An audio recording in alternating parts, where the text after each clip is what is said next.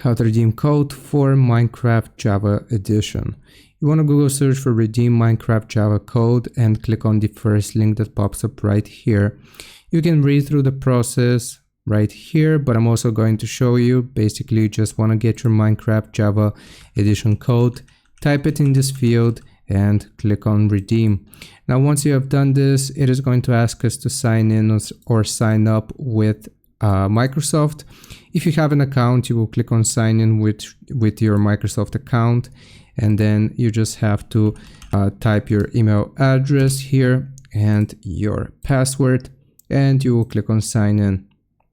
Now I'm gonna click on no, and if you have successfully signed into your Microsoft account here, you will be redirected, and if you typed your code correctly, this will redeem Minecraft Java Edition to your Microsoft account here.